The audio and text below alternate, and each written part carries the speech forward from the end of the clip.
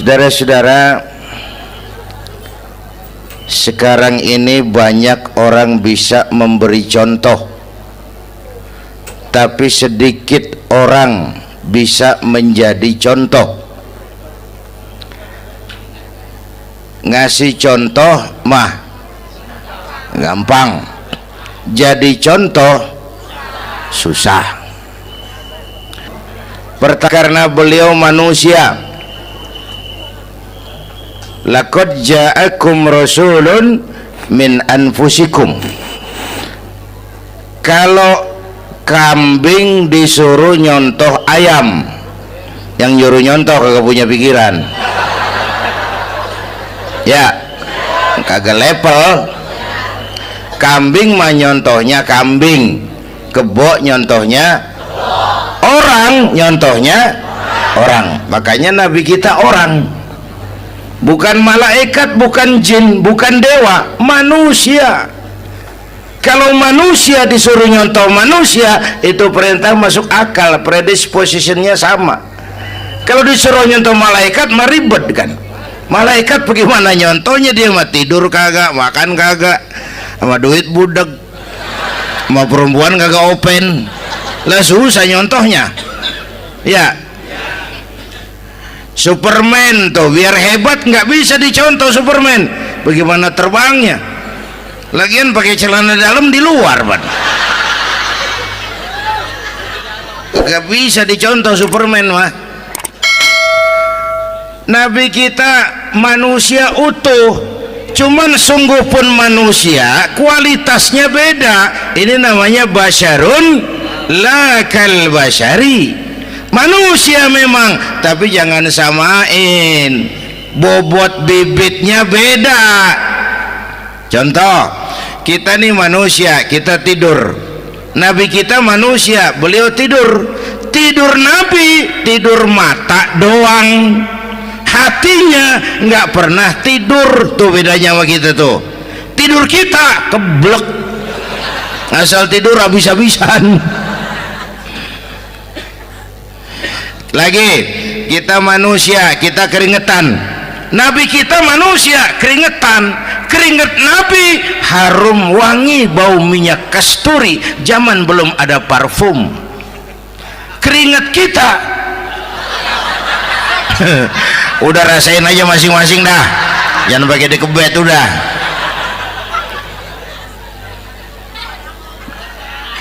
Contoh lagi, kita nih manusia nih, kita beludah nggak?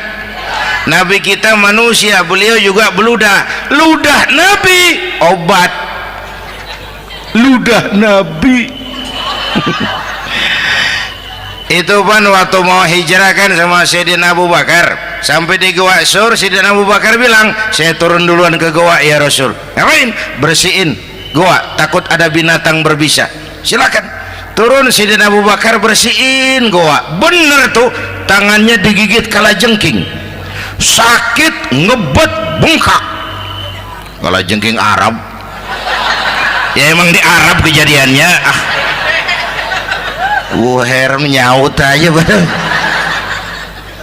ditahan aja, udah aman ya Rasul, silakan turun. Lama-lama dalam gua berduaan kelihatan juga Sayyidina Abu Bakar mukanya pucat. Nabi tanya, mabalu kayak Abu Bakar? Abu Bakar kenapa? Nggak apa-apa. Berat meninggalkan Mekah? Enggak. Malas hijrah ke Madinah? Enggak. Takut diubur-ubur Quraisy? Orang kata enggak, itu mah enggak. Lah kenapa muka kamu pucat?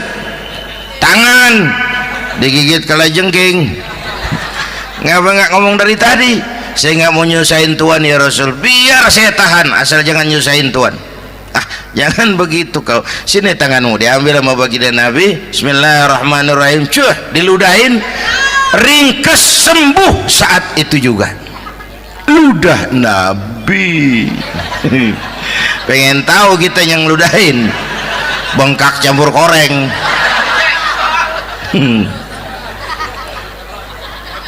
Satu tuh alasannya kenapa Nabi dijadikan contoh, karena manusia. Kalau manusia disuruh nyontoh manusia pasti bisa dong ya. Yang kedua, karena tadi kata Bang Haji Oma, pribadinya itu pribadi yang multidimensi. Mau nyontoh apa? Pak, saya ini pengusaha Pak. Nabi umur 9 tahun udah ke Syria tuh, dagang lintas negara, Syam tuh. Saya jenderal Pak, Nabi mimpin tentara di medan perang Mas. Saya mau balik Pak, Nabi dakwah Bung. Saya guru Pak, Nabi ngajar Mas. Innama bu'istu mu'alliman, aku diutus sebagai guru, guru umat, guru bangsa. Saya politisi Pak, Nabi diplomat ulung Bung. Saya presiden Pak, Nabi mimpin bangsa dan negara Mas. Saya kepala rumah tangga Pak, Nabi punya anak bini Bang. Ayo lempengan mana dulu cari ngomong. Malah Nabi Isa tuh nggak bisa jadi contoh bagaimana membina rumah tangga bahagia. Bagaimana membina rumah tangga bahagia menurut contoh Nabi Isa? Nggak ada Mas. Kenapa? Nabi Isa belum sempat kawin. Ya, Nabi Isa belum sempat kawin. Ada pengikut Nabi Isa menyangka nggak kawin ajaran Nabi Isa, pada ngikut lagi nggak kawin. Tuh pastor tuh mubazir. Nah, orang dikasih perabotan. Bang bener, saya kalau dalam Islam kiai kagak boleh kawin, saya pilih berhenti jadi kiai. Kalau kagak ada giro-giroan, botak rambut.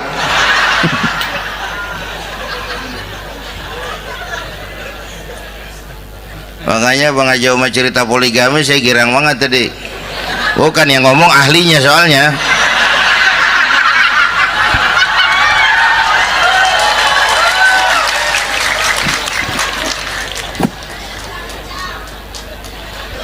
Dadah gitu aja deh ya.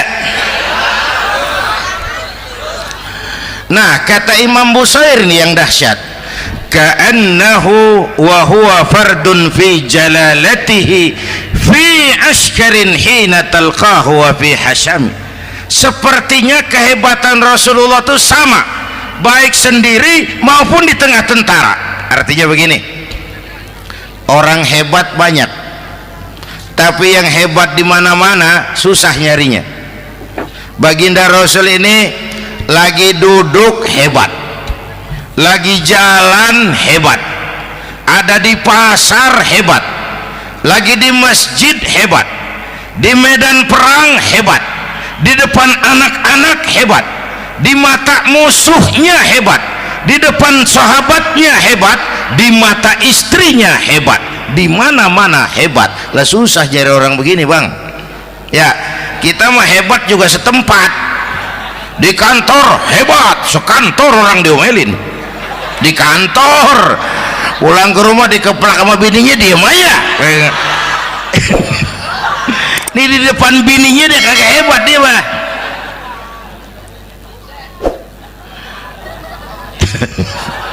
Oke, lalu kalau begitu soalnya apa yang mau kita contoh? Saya sampaikan 3 aja.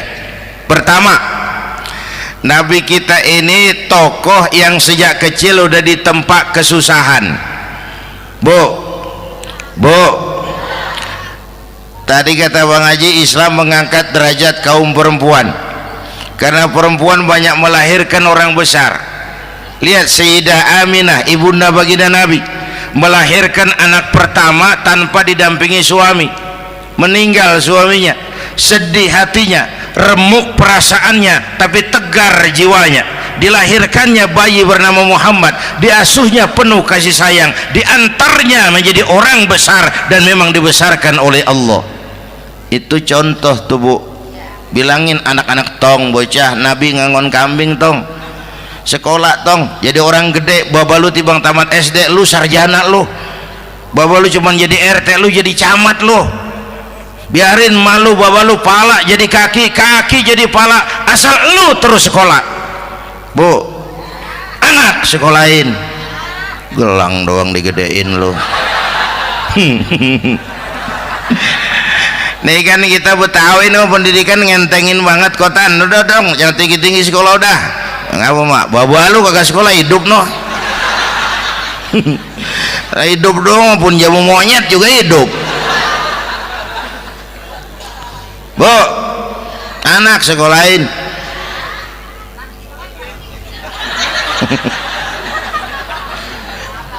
Mahatma Gandhi, kecilnya begeng, ceking, cacingan, leatim.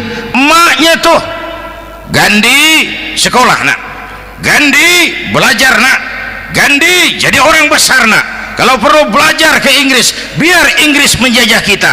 Gak apa-apa kau sekolah ke Inggris, tapi jangan jadi Inggris nak. Jangan pacaran sama bule, jangan sentuh minuman keras. Gandhi jadi orang besar. Mahatma Gandhi tumbuh karena dorongan emak.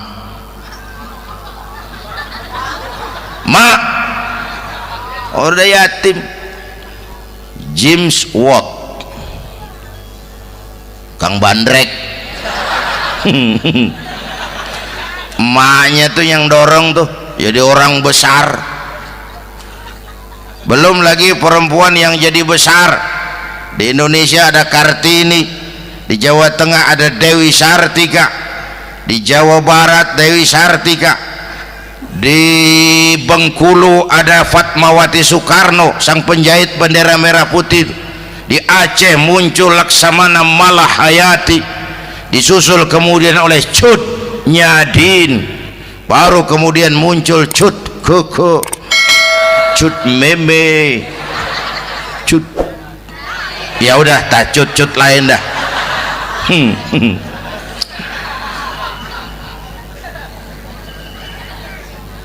Nabi ke remajanya nggak dikolokin, tegar, tahan bantingan, nggak cengeng. Begini bang, kalau bahasa kita nih, bahasa Betawi nih, orang mah bang kalau udah biasa susah ketemu susah nggak kaget udah. Ya kita Betawi kan masuk sudah nukangin. Susah mulu. Saya santri nih biasa makan kangkung, datang ke rumah temen dikasih kangkung, makanan gue ini mat, dikasih daging ayam lah nambah. Emang apa? Orang mah kalau biasa susah enak nggak kagetan.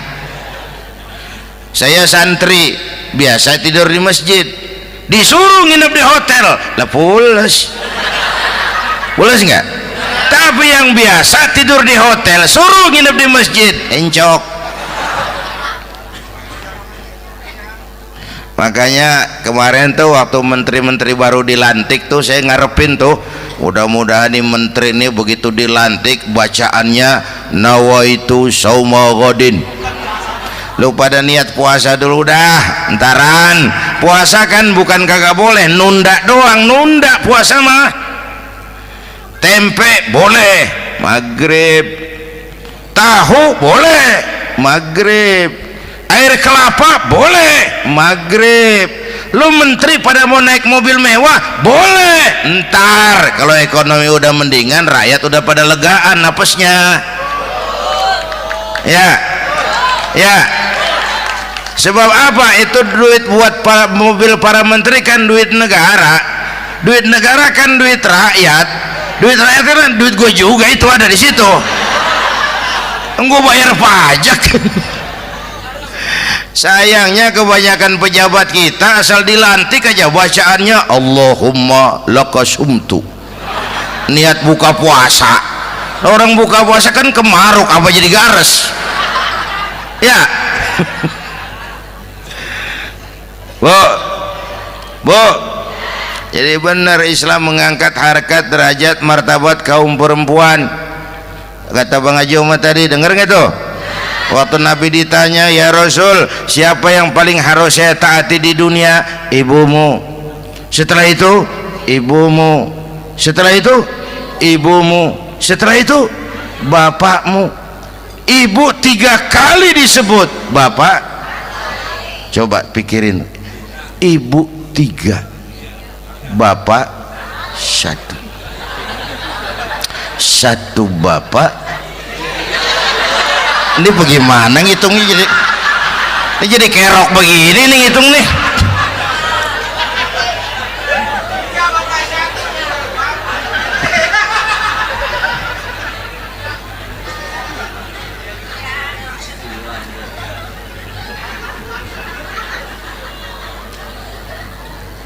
Jangan takut ngadepin susah. Hidup nih keras, kerja keras, perseringat banting tulang.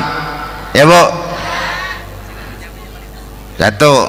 Yang kedua, contoh dari Nabi, orang yang paling bersih hatinya Rasulullah, orang yang paling baik akhlaknya Rasulullah, orang yang bahkan sudah dapat jaminan ampun dari segala dosa Rasulullah. Tapi orang yang kalau sholat malam sampai bengkak kakinya karena rajin sujud Rasulullah. Aspek ibadah apaan? Hei, diam-diam giliran gue ini ngomong.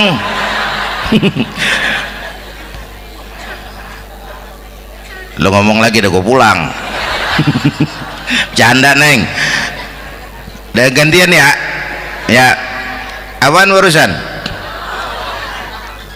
Orang yang dosanya udah dapat jaminan ampun, kalau sholat malam bengkak kakinya karena rajin sujud.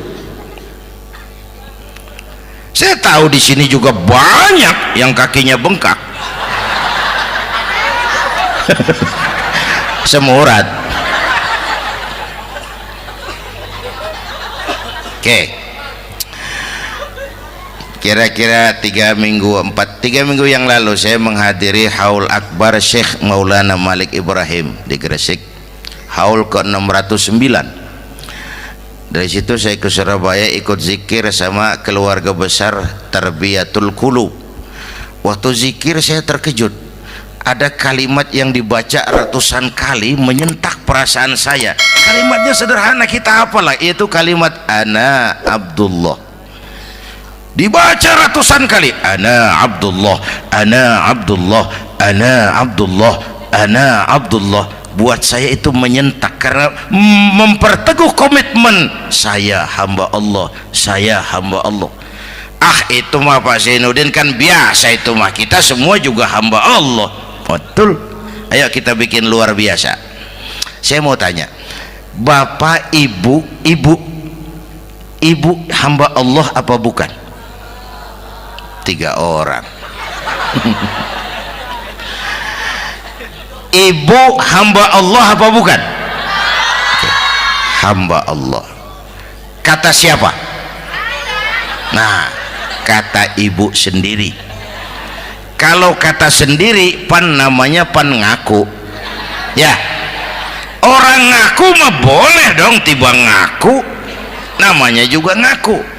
Cuman diakuin apa enggak kita pan belum tahu. Ngaku mah murah, diakuin mahal. Ya, yang gampang dah. Ibu kenal sama Presiden SBY? Kenal. Presiden SBY kenal sama ibu? Lo ngaku lo, ngaku.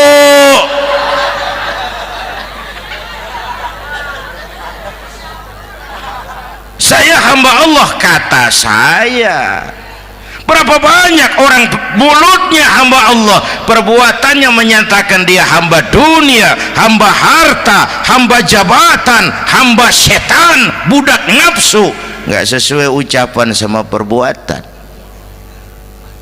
Yuk jadi hamba Allah yang beneran. Jangan separuh-separuh. Kita mapan asal sakit mah hamba Allah. Ya Allah, ya Allah, lagi sakit, sehat ya dikit, keder, nyari masjid nggak ketemu.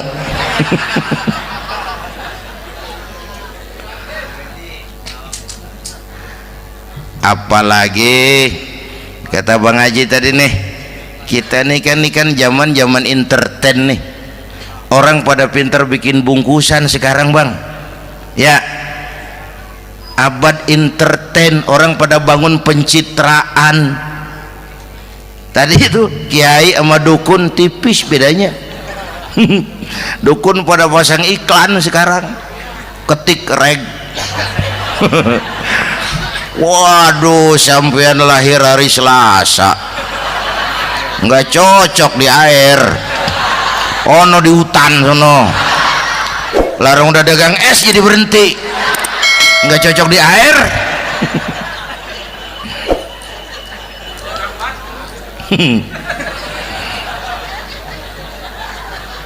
Bu, Di zaman ini siapa pakai apa, siapa mau jadi apa, kagak urus nih. Bapak Ibu hadirin yang saya hormati, dan masyarakat kita ini kayak daun kering. Tahu daun kering? Gampang dikumpulin, susah diikat, berisik, gampang dibakar.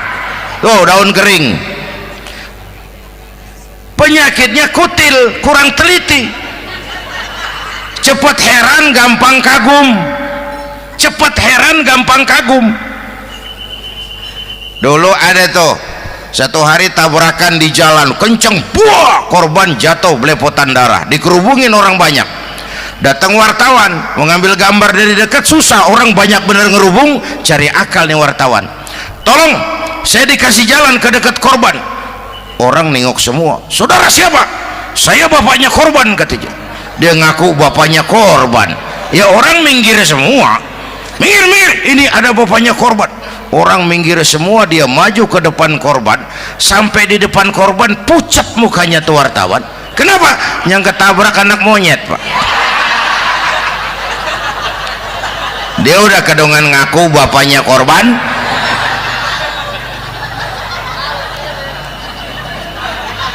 Bu, ini cerita pendek tapi pesannya lumayan nih. Kalau belum kenal bener mah jangan buru-buru ngakuin, ya. Dia kagak tahu yang ketabrak siapa, main ngakuin aja, saya bapaknya korban. Lu makan lu jadi bapak monyet sono lu. Makanya jagain kampung kita nih, jangan kemasukan yang aneh-aneh, ya. Nabi palsu, aliran aneh, ya ini bid'ah, itu bid'ah kuno yang kayak begitu. Capek kita ngurusin begitu, udah kelewatan, ya. Yang tahlil terusin, yang kagak suka nggak apa-apa, cuman jangan ngomelin yang tahlil. Orang tahlil juga pakai dalil. Yang mabok masih banyak, yang tahlil diomelin. Kita nih kayak kurang kerjaan, akhirnya rame turu-turu kita. Padahal yang harus kita kembangkan kan rukun antar umat seagama, rukun antar umat beragama, rukun antar umat beragama dengan pemerintah, kata Bang Haji Omar tadi. Rukun antar umat seagama, turu-turu kita muslim nih kudu rukun. Beda pendapat boleh, marahan jangan, ya. Tangan kanan sama tangan kiri juga beda, cuman rukun. Asal kiri gatal nih, kanan kagak diundang, dia datang aja nggak rukin. Nggak ada kiri gatal kanan ngomel, lu garuk aja sendiri, nggak dia mah akur, ya Bu.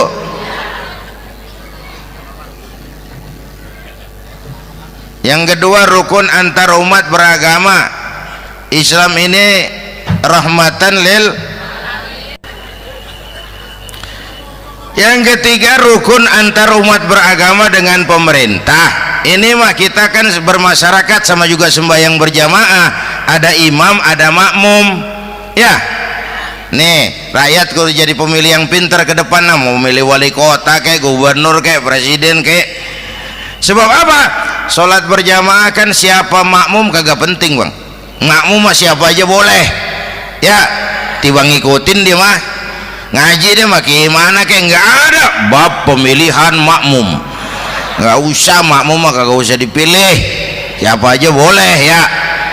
Bang, tuh orang budak, Bang, boleh jadi makmum. Bacanya kagak fasih, boleh jadi makmum.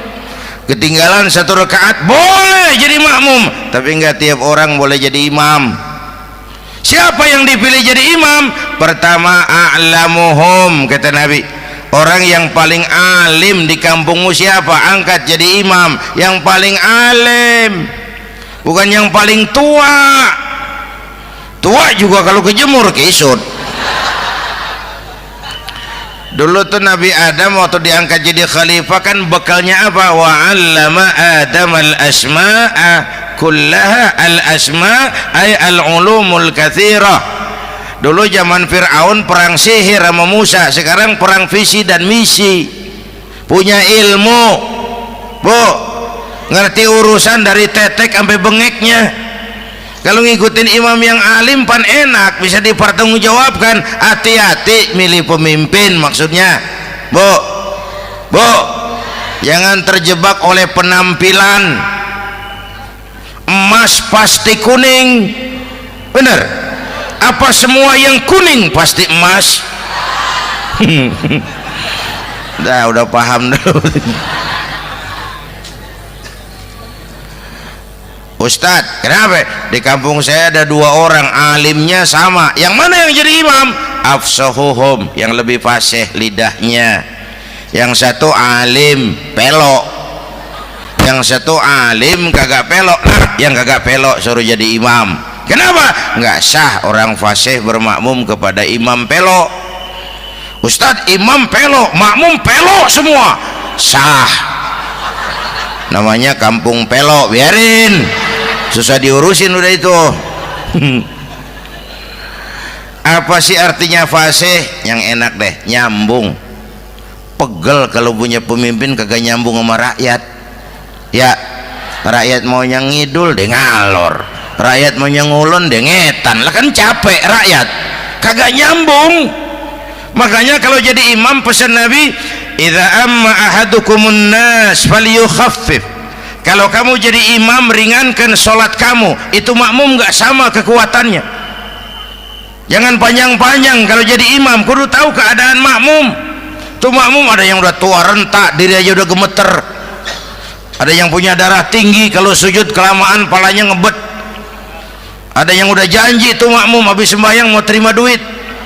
Kalau imam kelamaan, kalau sodan makmum. Ya, nyambung. Jangan udah diangkat jadi imam saenake dewe. Salat isya berjamaah, rakaat pertama selesai Fatihah Yasin. Makmum ikut mengikut, cuman bari ngancem. Besok gua tawiatin balik lagi udah. Kagak nyambung. Kalau nggak nyambung tuh capek, Bu. Jangan tersenyum kepada orang buta, jangan berbisik kepada orang tuli. Kagak nyambung.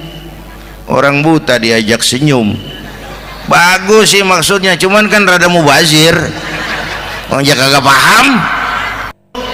Cari pemimpin yang nyambung.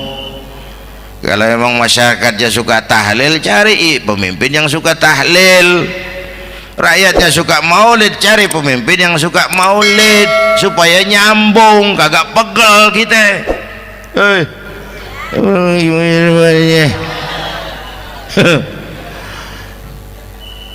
Bapak Ibu hadirin, saya balik urusan kita. Nyontoh Nabi ibadahnya luar biasa. Bu, kita ini perlu Allah.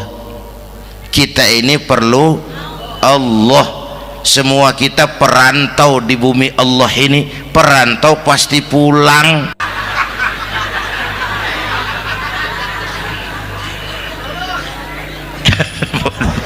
Bolot, bodoh kalau ada perantau. Dia sadar dia perantau tapi nggak pernah mikirin pulang. Lebih bodoh lagi mikirin pulang tapi nggak nyiapin bekal. Yang tadi Bang Haji Omah udah bilang tuh, muda mati ya. Kadang-kadang engkongnya segar banget, cucunya mati ya. Perantau mah mesti pulang. Sini mah kita ngendon doang, ngendon taran. Mula-mula pan Bang, kita mah tinggalnya jauh di alam arwah. Dari sana pindah ke alam rahim, alam kandungan emak nih. Pernah tinggal di situ 9 bulan tuh. Ada yang 2 tahun, yang keluar udah kumisan. Kelamaan ngetemnya itu.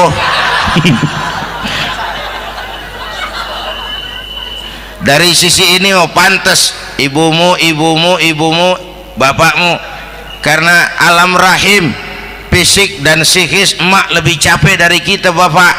Kita mah orang laki mah, kita mah pan investor gitu mah, nanam modal doang.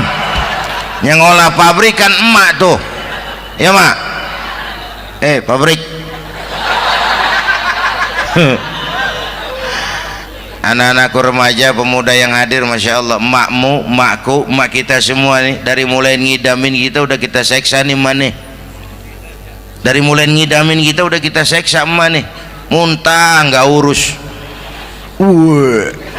Mending ada yang dikeluarin mah enak, lega. Ini kagak ada apa-apanya. Bener mak. Yang dipengenin yang kagak musim, lah kan setengah mati lagi urusan. Tengah malam pengen megang pala kereta, lu jorok bener lu, gue heran.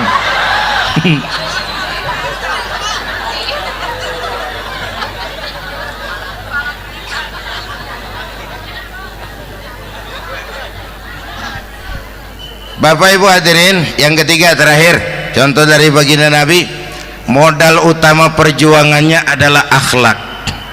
Memperbaiki akhlak, pakai akhlak. Rasulullah ngajak, bukan ngejek.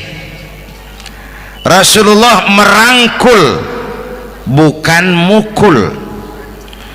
Rasulullah pakai argumen, bukan pakai sentimen. Tujuannya adalah kebenaran, bukan menang-menangan. Prinsip dakwahnya basyiru wala tunafiru, yassiru wala tu'assiru. Gembirakan orang, jangan ditakut-takutin. Mudahkan urusan orang, jangan dibikin sulit. Di masyarakat memang mendingan rakyat rendah berakhlak tinggi daripada pejabat tinggi berakhlak rendah. Dulu tahun 50-an orang kita kalau pergi haji ke Mekah 6 bulan.